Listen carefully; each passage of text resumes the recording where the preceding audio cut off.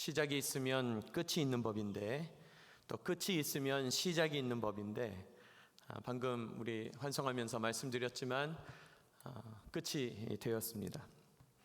여러분, 시작을 안 했는데 끝이 있을 수가 없고요, 또 시작은 했는데 끝은 없다, 그런 것이 없죠.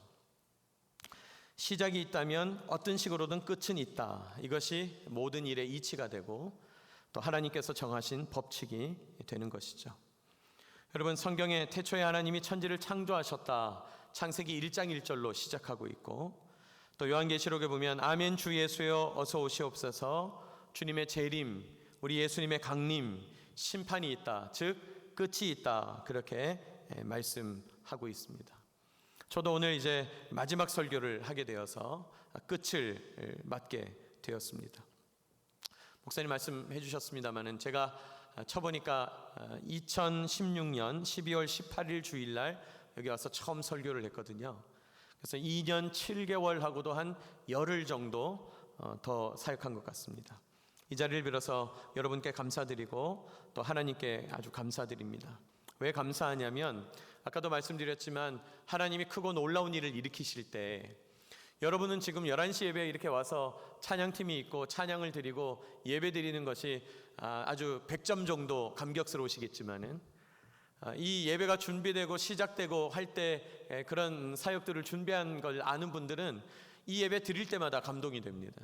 그래서 여러분, 우리가 11시 예배를 드리게 되면서 또 예배 공간 확충을 위하여 건물도 또 지하 리모델링도 이렇게 연이어서 하게 되어서 우리 교회의 모든 시작이 예배가 된 것 같아서 너무너무 감사하고 감사합니다. 저는 7월 말에 이임하는 것이 오래전에 예정되어 있기 때문에 많은 분들이 저한테 이제 인사를 한다고 이렇게 많이 물으셨습니다. 목사님 언제 가세요? 목사님 언제 가세요? 이렇게 물으시는 거죠. 근데 이제 제가 하루에 한 번만 인사하는 게 아니니까 교회 오면 한 수십 명이 목사님 언제 가세요? 목사님 언제 가세요? 이렇게 이제 묻게 되는 일이 벌어졌죠. 근데 여러분, 정말 그러다 보니까 정리할 수 있는 시간이 길었고 또 하나하나 잘 정리하고 인사도 드리고 많은 모임에서 환송도 받고 아주 참 감사한 일이었습니다.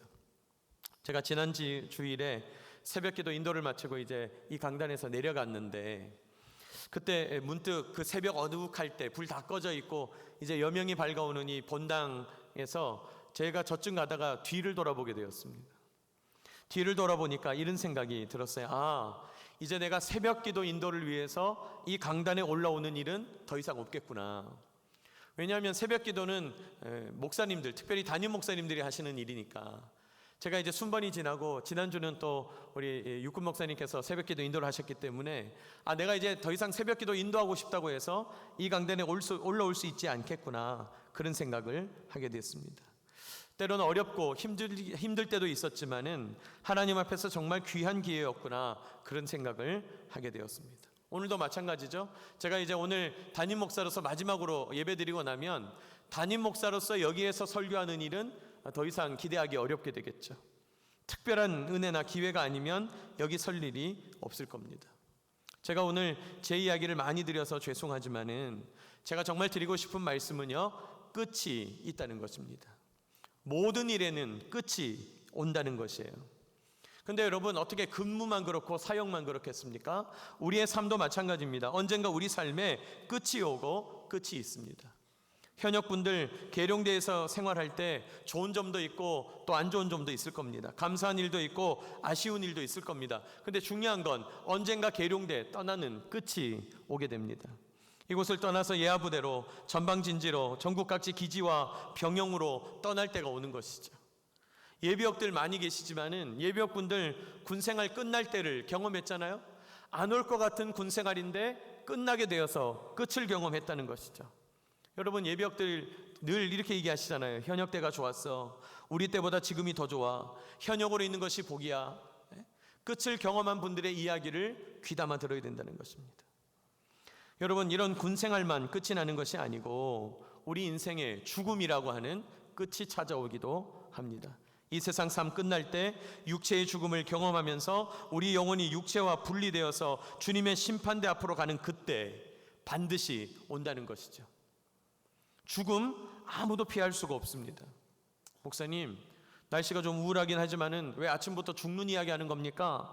떠난다고 막 얘기하는 겁니까? 그럴지 모르지만 그게 아니고, 여러분, 안 좋은 일, 흉한 일, 피하고 싶은 일, 죽음은 멀리해야 된다, 그것이 아니라 늘 진지하게 죽음을 묵상하고 늘 진지하게 죽음을 준비하고 고민하고 응답받아야 우리의 삶을 제대로 살아갈 수 있다는 거예요.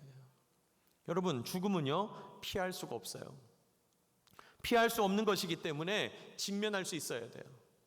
기독교는 어떤 아이디어를 가지고 있냐? 죽음에 직면하여 이 죽음의 문제를 뚫어낼 진리를 파고들면, 진리를 깨달으면 우리의 삶에 변화가 찾아온다. 이게 기독교의 원리예요. 이게 기독교의 아이디어예요. 죽음을 피하지 말라는 거예요. 죽음을 직면하고 대면하라는 거예요. 죽음에 대해서 선포하라는 거예요. 도대체 이 죽음을 무엇으로 뚫어낼 수 있는가? 예수 그리스도의 십자가 부활에는 없구나. 예수 그리스도의 십자가 부활을 깨닫게 되면 삶의 변화가 찾아온다. 이게 기독교의 원리란 말이에요. 여러분, 기독교는 시작, 창조를 얘기하고 심판, 죽음, 끝을 이야기합니다. 죽음을 묵상하면 삶이 새로워진다는 것이 성경의 가르침이에요. 죽음에 대한 문제를 해결하면, 죽음에 대한 그늘이 이제 걷어지면, 죽음에 대한 두려움이 사라지면 우리 삶은 새로운 지경이 펼쳐진다. 그게 성경의 아이디어예요. 여러분, 덜 중요한 것과 더 중요한 것, 우선순위가 명확해지는 거죠.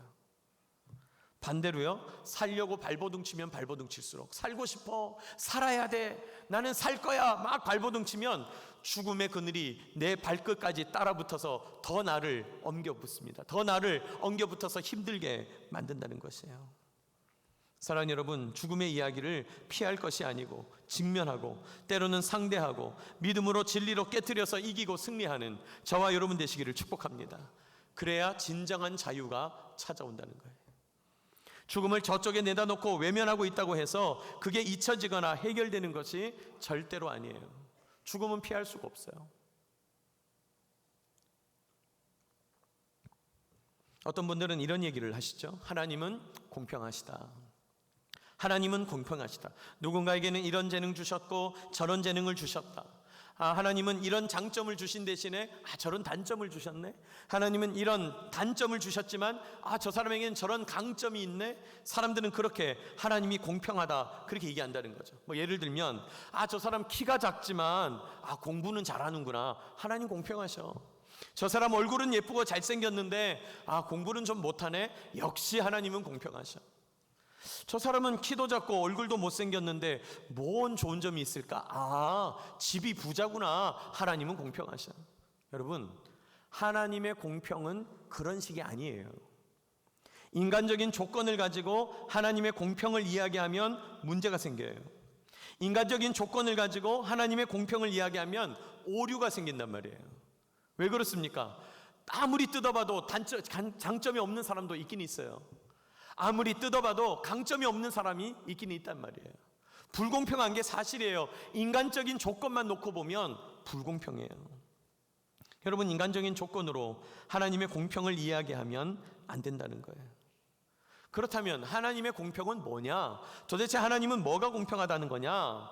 하나님이 공평하신 것은 우리 모두에게 생명을 주신 거예요. 하나님이 공평하신 것은 우리 모두에게 기회를 주신 거예요. 하나님이 공평하신 것은 우리 모두에게 시간을 주신 거예요. 그 말은, 하나님이 공평하다는 그 말은 우리 모두가 죽는다는 거예요. 죽음 앞에서는 공평해요. 아무런 예외가 없어요. 안 죽는 사람이 없어요. 죽음이 싫다고 아무리 달아나도, 끝 닿을 데 없이 달아나도 반드시 붙잡히게 되어 있어요. 하나님의 공평은 바로 우리에게 똑같은 시간을 주시고 똑같은 죽음을 주셨다는 거예요. 그러니까 태어났는데 얼굴 잘생겼다 못생겼다, 피부 색깔이 까맣다 하얗다, 집안이 잘 산다 못 산다, 좋은 나라에 태어났다 나쁜 나라에 태어났다, 여러분, 그것은 하나님의 공평의 문제가 아니에요. 그것은 하나님 앞에서 우리에게 주신 어떤 출발점일 수 있지만 그것을 뛰어넘는, 죽음에 직면하여 삶을 변화시키는 하나님의 복음이 있는 것이죠. 여러분, 우리 모두에게 끝이 있다는 거, 이것이 바로 하나님의 공평이에요. 몇 년 전에 개봉했던 미국 영화 중에 인타임이라고 하는 영화가 있어요. 보신 분도 있을 겁니다. 얼마 전에도 영화 채널을 트니까 이 영화를 하고 있더라고요. 근데 이 인타임이라는 영화는 미래의 이야기를 그린 어떤 그냥 소설 같은 이야기인데, 그냥 공상 같은 이야기죠. 미래에는 아마도 시간이 돈이 되어서 저 모든 사람의 팔뚝에, 지금 포스터에 보고 있는 것 같이 저 남자 팔뚝에 뭔가 기록되어 있죠. 다음 그림 보시면 이제 시간이 기록되어 있는 거예요. 모든 사람 팔뚝에 뭐가 심어져 있는 것이죠. 그러면서 이제 시간이 흐르면 계속 저 시간이 이제 감해지면서 영을 향해서 나아가고 있는 거예요. 그래서 돈을 벌면 저 시간으로 충전이 되고, 내가 필요한 것을 사야 되면 이 시간으로 지불을 해야 되는, 그리고 이제 이 시간이 충전되지 않으면 0000이 되면 마침내 죽어야 되는 그런 이야기를 그리고 있어요.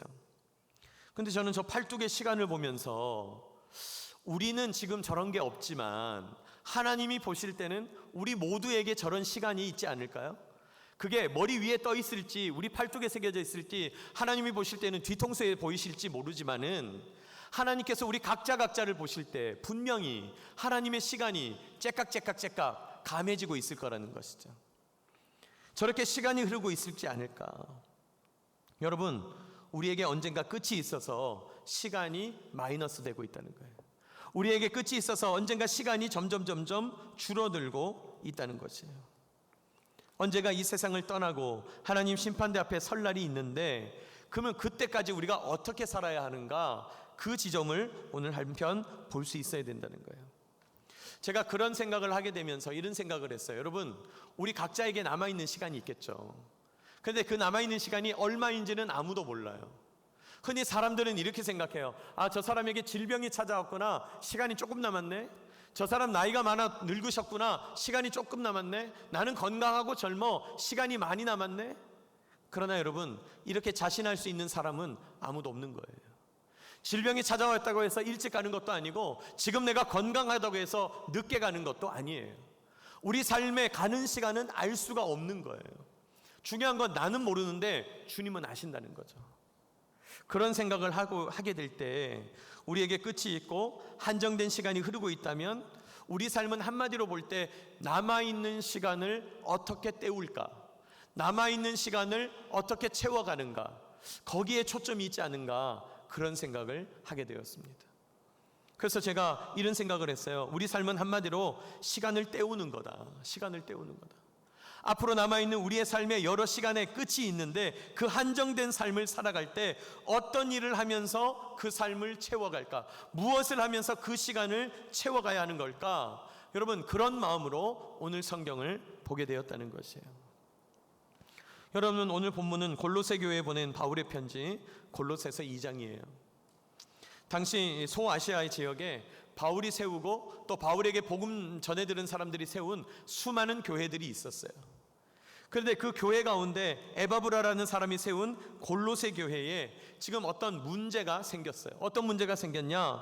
당시에 거짓 복음, 세상의 초등학문을 주장하는 잘못된 교사들이 복음을 변개하는, 복음을 바꾸고 고쳐버리는, 잘못된 복음을 가르치는 일들이 일어나게 됐다는 거예요.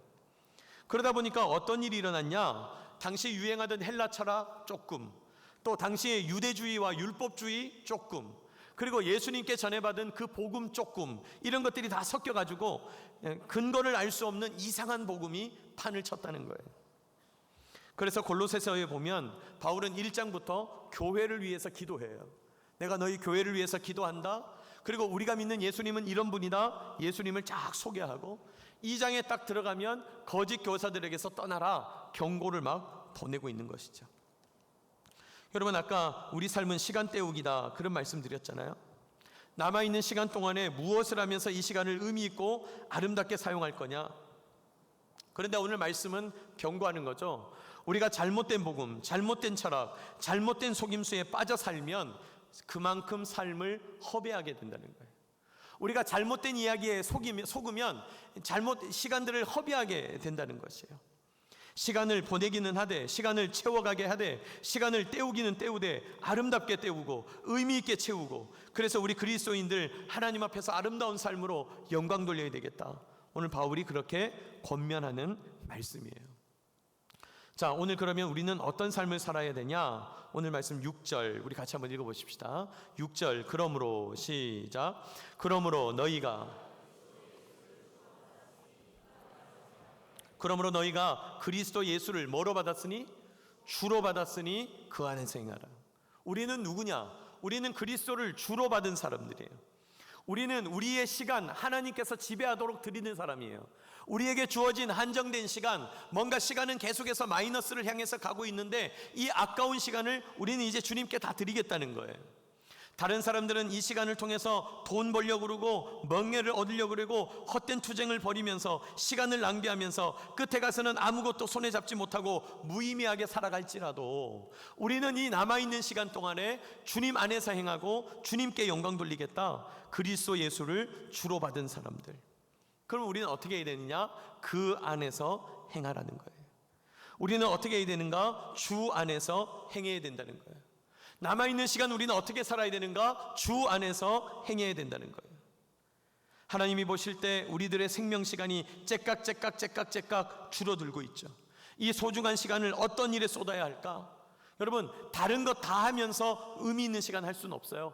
시간이 한정적이기 때문에 이것 먼저 해야 돼요. 먼저 중요한 것부터 해야 돼요. 그 중요한 일이 뭐냐? 그리스도 예수 안에서 행하는 일이라는 거예요. 오늘 그리스도 예수 안에서 행한다는 것이 무슨 의미인지 말씀을 통해서 몇 가지 은혜를 짧게 나누기를 원합니다. 여러분, 첫째로 그리스도 예수 안에서 행한다는 것은요 7절이에요. 우리 7절 말씀을 같이 한번 읽습니다. 그 안에, 시작. 그 안에 뿌리를 박으며 세움을 받아 교훈을 받은 대로 믿음에 굳게 서서 감사함을 넘치게 하라. 그리스도 예수 안에서 행한다는 건 뭐냐? 믿음에 굳게 서는 거예요. 첫째로 믿음에 굳게 서요. 자, 그런데 믿음에 굳게 서는 것은 뭐냐? 교훈을 받은 대로 믿음에 굳게 서야 돼요. 우리가 그리스도 안에서 행한다는 것은 우리가 들은 그 복음, 하나님의 말씀, 성경에 있는 진리, 그 교훈은 가르침을 받은 대로 믿음에 굳게 서야 돼요. 믿음에 굳게 서려면 하나님의 말씀의 교훈을 기억해야 된다는 거예요. 성경의 기초를 해야 된다는 거예요. 우리의 삶이 성경의 뿌리 내려야 된다는 거예요. 여러분, 나무를 굳게 세워서 뿌리를 내리게 할 때 가만히 보면 뿌리가 땅속으로 막 들어가는 그런 느낌도 있지만은 나중에 이제 그 나무를 옮기려고 이렇게 파내면요, 뿌리만 나옵니까? 흙까지 덩달아 나옵니까? 흙까지 붙어서 나오잖아요. 저는 그 나무를 옮기는 공사를 볼 때마다 저 나무 뿌리가 흙을 움켜잡고 있구나, 그런 생각이 들었어요. 나무 뿌리가 흙을 움켜잡고 있구나. 여러분, 하나님의 말씀에 뿌리를 내린다는 것이 바로 그거죠. 우리의 삶이 온통 하나님의 말씀을 움켜잡고 있어야 된다는 거죠. 성경이, 여러분의 삶이 성경에 뿌리를 내려야 된다는 것이죠.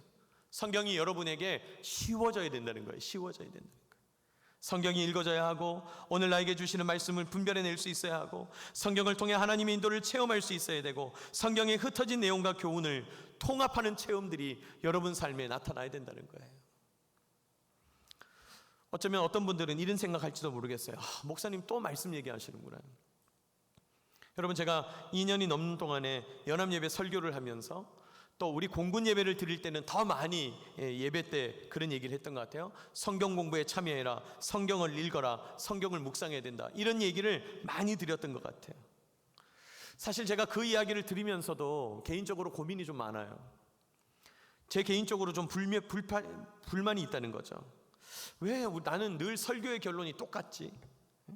뭔가 새롭고 독특하고 날마다 신선한 그런 결론을 여러분한테 막 드리고 싶은데, 근데 나는 왜 맨날 큐티해야 됩니다, 매일매일 성경을 묵상해야 됩니다, 성경 공부를 합시다, 어성경을 하십시오, 성경을 읽으십시오, 나는 왜 맨날 이런 얘기 해야 되냐?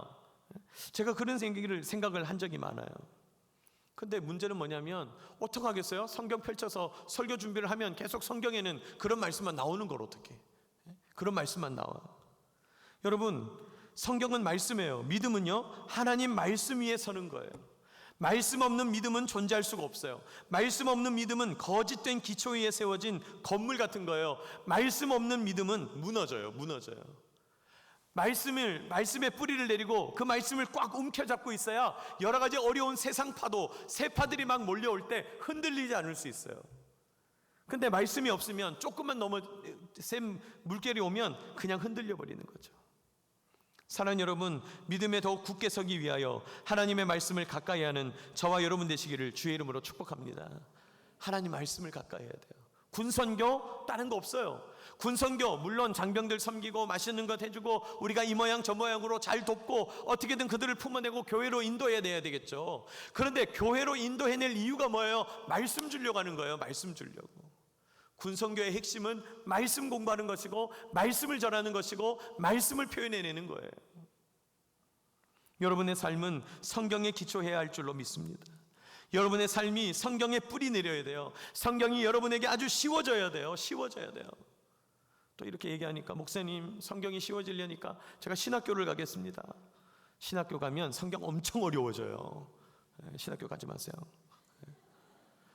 성경이 쉬워지려면 신학교 갈 것이 아니고 성경이 읽어져야 되고요. 오늘 나에게 주시는 말씀을 분별해낼 수 있어야 돼요. 성경을 통해서 하나님의 인도를 체험해내야 되고요. 성경에 흩어진 내용들이 성경을 읽는 동안에 내 머릿속에서 내 가슴속에서 아 그때 저 말씀 그때 이 말씀 막 통합되고 연결돼서 내 안에 놀라운 감동이 일어나야 된다는 거죠. 무슨 말인지 이해가 잘 안 되죠? 더 쉽게 얘기할게요. 성경이 읽어지면서 내 마음이 뜨거워져야 돼요. 성경이 읽어지면서 내 마음이 뜨거워질 뿐 아니라 내 삶 전부를 어루만지는 하나님의 사랑에 나를 막 드리는 그런 체험을 해야 된다는 거예요. 기쁨이 넘쳐야 된다는 거예요. 성경을 읽으면서 물밀듯 밀려오는 하나님의 사랑, 내 속에서 일어나는 감격을 막 느끼면서 여러분 진짜 성경 제대로 읽어서 감동이 오잖아요. 그럼 어떤 생각이 드는지 아세요? 아, 나는 지금 하나님 나 데려가셔도 괜찮겠다 이런 생각이 들어요.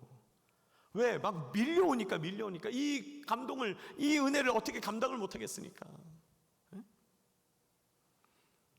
여러분 성경은 그래서 책이 아니고 생생한 하나님의 나타나심이에요. 생생한 하나님의 나타나심. 여러분 성경을 읽을 때 기도하십시오. 성령님 이 시간 나에게 오셔서 나를 만나주세요. 성경을 통하여 나를 만나주세요. 하나님의 생생한 나타나심이 성경 가운데 나타나야 된다는 거예요. 그렇게 될 때 우리 믿음이 든든해지고 우리들은 어리석인 속임수나 교훈에 넘어지지 않게 되고 남아있는 우리의 삶, 째깍째깍 줄어드는 우리의 시간이 더 의미 있고 아름답게 채워지게 될 줄로 믿습니다. 여러분 맛있는 거 먹으러 다니는 시간은 있는데 성경을 펴서 하나님의 나타나심을 만날 시간은 없다? 그러면 안 돼요. 한정된 여러분의 시간을 그렇게 사용하면 안 돼요. 교훈을 받은 대로 가르침을 받은 대로 말씀의 뿌리를 박으면서 믿음에 굳게 서는 저와 여러분이 되어야 할 줄로 믿습니다. 여러분 말씀에 깊이 뿌리를 내리세요. 오늘 제가 마지막 설교를 여러분한테 드리면서도 말씀에 여러분 깊이 뿌리 내리시는 그리하여 믿음에 굳게 서는 저와 여러분 되시기를 주의 이름으로 축복합니다.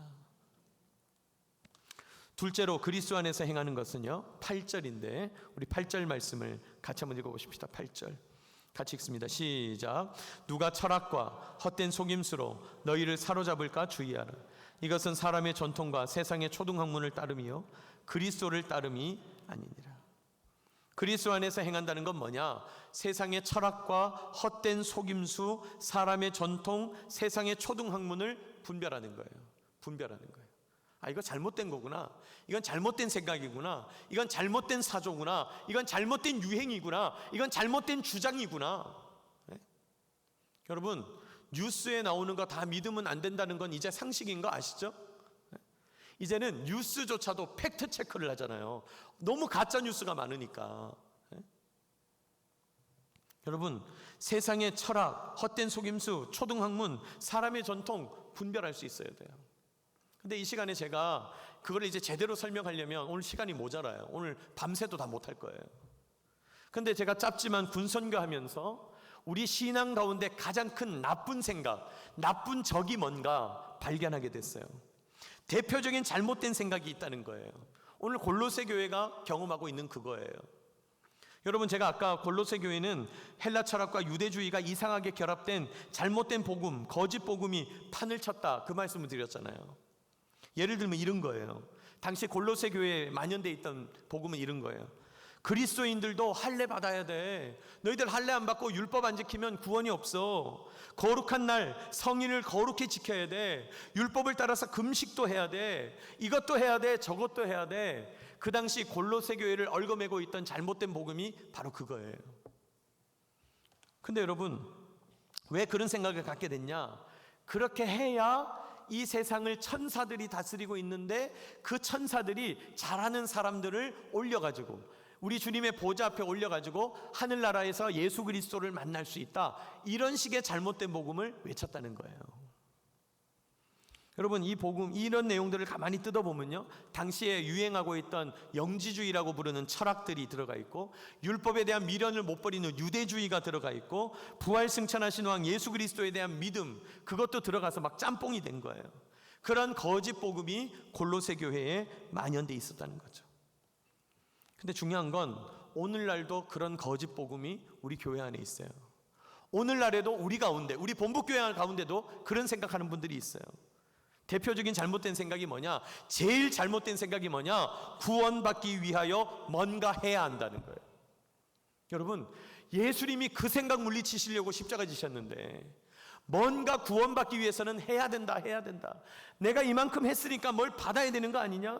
내가 많이 행했으니까 많이 받아야 된다. 저 사람 적게 행했으니까 적게 받는 게 당연한 거 아닌가? 라는 생각, 우리로부터 구원이 시작된다고 하는 그 생각, 나는 교회에 나왔으니까, 나는 헌금을 제대로 드리고 있으니까, 나는 봉사를 많이 하니까 주님이 복 주실 뿐만 아니라 구원하는 게 당연하지, 천국의 상급 큰 게 당연하지 라는 생각. 저 사람은 보니까 예배도 잘 참석 안 하고 헌금도 제대로 안 하고 이상하네, 나보다 복을 적게 받는 게 당연하지 라고 하는 그 생각, 율법주의예요. 거짓 생각이에요. 거짓 복음이에요. 여러분, 야, 왜 너 신앙생활 하는데 가만히 있냐? 그러면 안 돼. 그게 거짓이라니까. 성경을 읽어보시면요, 뭐만 하라는 얘기가 거의 없어요. 성경을 안 읽는 사람들이 자꾸 뭘 하라고 그래. 뭘 하라고. 이렇게 있으면 안 된다고. 우리 뭐 좀 해야 되는 거 아니냐고. 여러분, 인간이 뭘 하는 것에서부터 구원이 시작되는 게 아니에요. 성경을 진짜 한번 읽어보세요. 성경을 가만히 보면 성경은 뭐뭐 하라는 얘기보다 내 말을 들어라, 내 말을 듣고 행해라, 내 말을 듣고 순종해라. 주님은 내내 내 말을 들어라, 나를 예배해라, 계속 그 얘기만 있어요. 여러분, 성경은 되게 동적인 것 같죠? 정적이에요. 관계 중심이에요. 행동은 나중 문제예요. 행동은 결과예요. 성경은 철저하게 하나님과 우리와의 관계에 초점이 있다고요. 내가 지금 왜 하고 있냐고요? 관계 때문에 하는 거예요. 예수님을 만났더니 너무 감동이 돼서 봉사하는 거예요. 그런 봉사를 주님 기뻐하세요. 조건이 아니고. 모임에 참석하다 보니 예수님의 놀라운 은혜와 사랑을 깨닫게 됐다. 주님을 만나는 기쁨으로 모든 모임에 참석하고 있다. 아, 기쁘다. 그게 복음이라고요. 그게 신앙이라고요. 좀 힘들기는 하지만 장 목사님, 오늘 또 장 목사님이네, 설교 길겠네, 25분 30분만 참아내자, 그러면 안 된다니까. 그게 아니고, 시간이 언제 이렇게 흘렀지? 여러분, 기독교는요, 행위 온전하여 구원받는 종교가 아니에요. 기독교는 행위 온전하여 구원받는 종교가 아니라니까요. 우리는 도무지 구원할 수 없어요. 그런데 주님이 왜인지 모르는데, 왜 나를 구원했는지 도무지 모르겠는데 구원하셨어요. 왜 나인지 몰라. 내가 왜 저 사람은 아니고 나인지 아무도 몰라. 근데 나는 구원받았어요. 그리고 그 구원의 감격을 알게 되고 깨닫게 되니까 도무지 이렇게 있을 수가 없어서 주님 앞에서 내 삶을 드리는 거예요. 주님이 내 삶을 만지는 거예요. 그래서 내가 온전한 사람으로 빚어져 가는 거예요. 그게 기독교예요. 그게 우리가 믿는 성경이에요. 순서가 달라요, 순서가. 그런데도 우리가 모르는 사이에 잘못된 복음, 거짓된 복음이 우리 안에 나타나서 우리 삶을 지배하는 거죠. 세상의 헛된 속임수와 철학과 사조가 우리를 예수님에게서 떠나가게 하는 거죠. 야, 그럴 시간 있으면 공부도 해. 공부해서 남보다 더 좋은 스펙을 쌓아야지. 그래야 경쟁 사회에서 잘 살지. 그래야 행복하지. 거짓말이에요. 안 행복해요, 그렇게 하면. 야, 그럴 시간 있으면 더 일해서 돈을 벌어. 돈 있어야 잘 살지. 돈 있으면 행복하지. 돈 있어야 제대로 된 삶을 살지. 아니에요. 돈 있다고 제대로 된 삶을 사는 게 아니에요. 야, 그런 시간 있으면 직장 생활 더 잘해라. 높은 사람한테 더 잘해라. 높이 올라가야 살지. 그게 너의 성실한 삶을 보증하는 거잖아. 그게 너가 의롭다고, 네 인생이 헛되지 않았다고 하는 그게 보증수표잖아. 거짓말이에요. 그거는 거짓말. 그렇지 않아요. 여러분, 단호하게 선언드려요. 그건 다 거짓말이에요. 사탄의 속삭임이라니까. 여러분, 부탁드려요. 하나님이 여러분 기도하고 말씀 읽는 가운데 돈 벌어라 하면 그때 돈 벌면 돼요. 열심히 해야 되겠구나. 하나님 원하시는 거로구나. 하나님이 너 공부해야 되지 않겠니? 라고 하면 그때 공부하시면 돼요. 하나님이 직장생활 더 잘하러 가시면 하나님 저는 지혜가 부족한 거 아시잖아요. 저는 이런 단점이 있는 거 아시잖아요. 저를 채워주세요. 기도하는 가운데 여러분을 변화시키셔서 직장에서 승리하게 하시는 하나님을 만나게 될 줄로 믿습니다. 여러분, 기독교는 그렇게 흘러가는 거라니까. 그러니까 돈 있어야 행복하다, 진급해야 산다, 공부 잘해야 산다, 그래야 행복하다, 이런 다 거짓말들, 거짓 복음들, 거짓 세상의 헛된 속임수들, 여러분 속아 넘어가지 마세요. 그러면 세상의 속임수는 어떻게 분별할 수 있냐? 간단해요. 참된 것을 알아야 분별할 수 있어요. 뭐가 참인지 알면 돼요. 말씀이 참이라고 아까 말씀드렸잖아요. 우리는 하나님 앞에 교훈을 받은 대로 믿음에 굳게 선다고 그랬잖아요. 여러분, 성경이 말씀하는 바, 가르침을 받은 대로 믿음에 굳게 서면 굳게 설수록 거짓된 것들이 보이기 시작하는 거죠. 아, 저거 잘못된 얘기구나, 저거 틀린 얘기로구나, 저거 우리를 속이는 얘기로구나, 분별하게 된다는 거예요. 여러분, 거짓된 것을 분별하면 참된 자유가 찾아와요. 자꾸 거짓된 것들이 우리 삶을 얽어매는 거예요. 이거 해야 되는데, 저거 해야 되는데, 남들이 저거 해야 행복하다 그랬는데, 다 거기에 속아 넘어가서 어리석게 살아가는 거예요. 그러나 헛된 속임수에서 벗어나면 참된 해방이 찾아오고 자유가 찾아와요. 만물을 다스리시는 예수 그리스도, 내 삶을 인도하시는 주님을 만나고 통치받고 기쁘고 행복하고 감격하고 사랑이 넘치는 그런 인생을 살게 된다는 거예요. 여러분, 자유와 해방이 우리를 온전한 사람으로 빚어내게 되고 마침내 우리 삶을 참된 삶으로 바꾼다는 거예요. 제가 시간이 없어서 오늘 이제 말씀을 마무리하면서, 여러분 오늘 다 읽지 못했습니다만 13절 이하에 이런 말씀이 등장해요. 화면을 보시면 제가 세 번역으로 하나 띄워놨어요. 화면 보세요. 우리 13절 말씀 같이 한번 읽어보십시다. 시작. 또 여러분은 죄를 지은 것과 육신의 할례를 받지 않은 것 때문에 죽었으나 하나님께서는 여러분을 그리스도와 함께 살리시고 우리의 모든 죄를 용서해 주셨습니다. 이게 우리가 하나님 백성 됐다는 얘기잖아요. 14절 보세요. 하나님께서는 우리에게 불리한 조문들이 들어있는 빈 문서, 노예 문서를 지워버리시고 그것을 십자가에 못 박으셔서 우리 가운데 제거해 버리셨습니다. 여러분, 더 이상 세상의 헛된 속임수에 노예처럼 살 필요가 없다는 거예요. 세상이 이야기하는 어리석은 거에 노예처럼 살 필요가 없다는 거예요. 주님이 그거 다 해결해 버리셨어요. 여러분, 솔직히 말할까요? 구원은 공짜예요. 우리가 한 게 아무것도 없어요. 나는 구원을 위해서 아무것도 안 했는데요. 그게 정상이에요. 근데 또 엄밀하게 말하면 공짜라는 그 말은 값이 없다는 게 아니라 예수님이 값을 치르셨다는 거예요. 우리의 노예 문서를 찢으셨다는 거예요. 우리는 더 이상 세상의 종노릇, 죽음의 종노릇 하지 않는다는 거예요. 찢어버리셨다는 거예요. 그리고 15절, 그리고 모든 통치자들과 권력자들의 무장을 해제시키시고 그들을 그리스도의 개선 행진의 포로로 내세우셔서 무사람의 구경거리로 삼으셨습니다. 여러분, 주님께서 최후 승리하실 때 우리는 주님의 군대가 되어 주님의 최후 승리에 참여할 거냐, 아니면 세상 따라가다가 무사람의 구경거리가 되는 포로 신세가 될 거냐 결정해야 된다는 거예요. 사랑하는 여러분, 날마다 죽고 날마다 다시 사는 그리스도 안에서의 삶, 그런 삶을 살아가는 저와 여러분 되시기를 축복합니다. 여러분, 세상에서 이렇게 하면 죽는 거 아닐까, 이렇게 하면 실패하는 거 아닐까, 이렇게 하면 도태되는 거 아닐까 걱정하지 마세요. 그렇다고 죽지 않아요. 절대 안 죽어요. 주님과 떨어지는 게 죽는 거예요. 말씀을 마무리합니다. 시간이 많지 않아요. 여러분, 우리에게 남은 시간이 많지 않아요. 저도 본부교회 떠나리라고 생각도 못했어요. 뭐 더 하라 그러면 더 할 것 같아요. 근데 시간이 많지 않아요. 왜요? 끝은 있기 때문이에요. 언젠가 끝이 와요. 우리의 생명시계, 우리의 수명시계가 지금도 줄어들고 있고요, 때가 되어서 끝이 올 것입니다. 시간이 많지 않기 때문에 우리는 더욱더 그리스도 안에서 행해야 돼요. 오늘 제가 본부교회 떠나면서 하나님의 마음으로 여러분에게 간절하게 권면해요. 그리스도 안에서 행하게 되시는 저와 여러분 되시기를 축복합니다. 다른 데 시간 허비하지 말고 그리스도 안에서 행하세요. 그리스도 안에서 거기에 초점을 두세요. 시간은 감해지고 있다니까요. 그러려면 어떻게 되냐? 성경 말씀에 깊이 뿌리 내리고 믿음에 굳게 서는 저와 여러분 되시기를 축복합니다. 참된 것에 집중하여, 성경 말씀에 집중하여 세상의 헛된 속임수가 뭐고 알량한 철학이 뭐고 잘못된 유행과 사조를 분별하게 되시기를 주의 이름으로 축복합니다. 그럼 어떻게 되냐? 예수님이 주시는 참된 자유와 행복을 누리게 된다. 해방을 누리게 된다. 여러분, 예수 믿을 때마다 참된 기쁨과 해방, 교회 올 때는 죽을 상을 쓰고 불안과 두려움과 답답함 때문에 교회에 왔을지라도 하나님의 말씀을 만나고 나면 기쁨을 얻고 행복을 얻고 해방을 누리고 자유를 가지고 이 세상을 향하여 담대하게 나아가게 되는 저와 여러분 되시기를 주의 이름으로 축복합니다. 그러면 남아있는 시간이 얼마든지 상관없잖아요. 기쁘잖아요. 그래서 하나님 앞에 그리스도 안에서 행하는 그런 삶을 살게 될 줄 믿습니다. 그런 삶을 사는 저와 여러분 되시기를 주의 이름으로 축복합니다.